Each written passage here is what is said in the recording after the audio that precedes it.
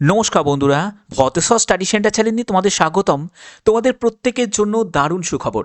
আবার নতুন বিজ্ঞপ্তি ইন্ডিয়ান রেলওয়ের তরফ থেকে গ্রুপ ডি পোস্টের জন্য নতুন নোটিফিকেশান জারি হলো। জাস্ট কিছুক্ষণ আগেই নোটিফিকেশানটি রিলিজ হয়েছে। তো চলো একদম সরাসরি তোমাদের নোটিফিকেশান নিয়ে চলে যাচ্ছি। দেখতেই পাচ্ছ যে centralised employment notice 9/2025 level 1 group ডির জন্য শর্ট নোটিশ অর্থাৎ ইন্ডিকেটিভ একটি নোটিশ জারি করেছে। আমি নোটিশে কি বলা হয়েছে আমি সম্পূর্ণ বলবো। তোমাদের কি যোগ্যতা প্রয়োজন, যোগ্যতা নিয়ে জানি তোমাদের অনেকের কোয়ারি থাকবে, যোগ্যতার ব্যাপারটাও বলবো। দেখো, তোমাদের এখানে আবেদনের শেষ তারিখ হচ্ছে 20 ফেব্রুয়ারি 2026। আবেদন শুরু হচ্ছে 21 জানুয়ারি। তোমাদের আবেদন শুরু হচ্ছে একদম বছরের প্রথম মাসেই তোমাদের আবেদন শুরু হয়ে যাচ্ছে নতুন বিজ্ঞপ্তি ইন্ডিয়ান রেলওয়ের তরফ থেকে, যেখানে তোমাদের টোটাল শূন্যপদ এবারে গ্রুপ ডির জন্য থাকছে অ্যাপ্রক্স 22,000 এবং তোমাদের এখানে ইনিশিয়াল পে তোমরা দেখতেই পাচ্ছ। লেভেল 1 তোমাদের ক্যাটাগরি থাকছে 7 CPC এবং বয়স হচ্ছে 18 থেকে 33 বছর।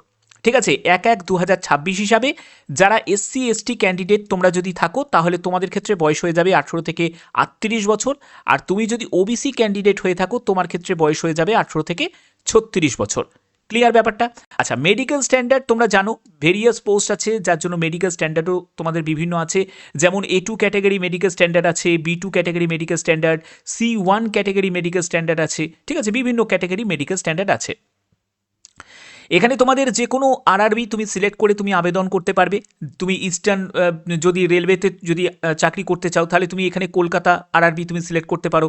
এখানে তোমাদের বিভিন্ন আরআরবি থাকছে, যে কোনো একটি আরআরবি তুমি সিলেক্ট করে তুমি আবেদন করতে পারবে।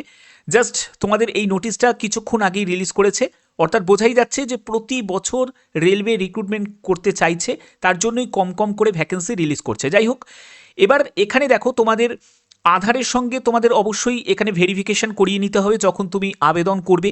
100% তোমাদের আগে থেকেই ম্যাচ করিয়ে নেওয়া হচ্ছে, জানো তোমাদের আধার অথেন্টিকেশন যেহেতু আগে থেকে করিয়ে নেওয়া হয়, তো সেই রকম প্রসেসেই তোমাদের রেজিস্ট্রেশন থেকে শুরু করে বাদবাকিগুলোকে কমপ্লিট করতে হবে।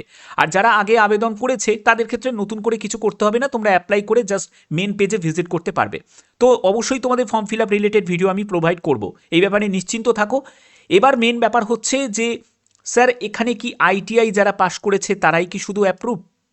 আমরা যারা শুধু 10th পাস করেছি তারা কি আবেদন করতে পারবো না? তো এখানে তোমাদের বলে দিই, ITI অথবা 10th পাস যেটা ছিল তোমাদের আগের যোগ্যতা সেটাই কিন্তু থাকবে। অর্থাৎ যারা 10th পাসের ক্যান্ডিডেট তারাও সবকটা পোস্টের জন্য যোগ্য, যারা ITI পাসের ক্যান্ডিডেট তারাও সবকটা পোস্টের জন্য যোগ্য। কোনো সমস্যা হবে না এডুকেশন কোয়ালিফিকেশান নিয়ে। ব্যাপারটা ক্লিয়ার? তো এই হচ্ছে তোমাদের শর্ট একটি নোটিশ, আর আগের সিলেবাসেই তোমাদের পরীক্ষা হবে। ঠিক আছে, খুব ভালো অপরচুনিটি, প্রতি বছর রিক্রুটমেন্ট নোটিফিকেশান বেরোচ্ছে, এটাই কিন্তু সবথেকে তোমাদের বড় একটি পাওনা। তো যাই হোক, ভিডিওটা যদি ভালো লাগে তাহলে অবশ্যই ভিডিওটাতে একটি লাইক করো, চ্যানেলটিকে সাবস্ক্রাইব করে বেল আইকনটাকে অল করে রেখো, যে কোনো আপডেট সবার আগে তোমাদের জন্য। এখনের মতো এইটুকুই, টাটা।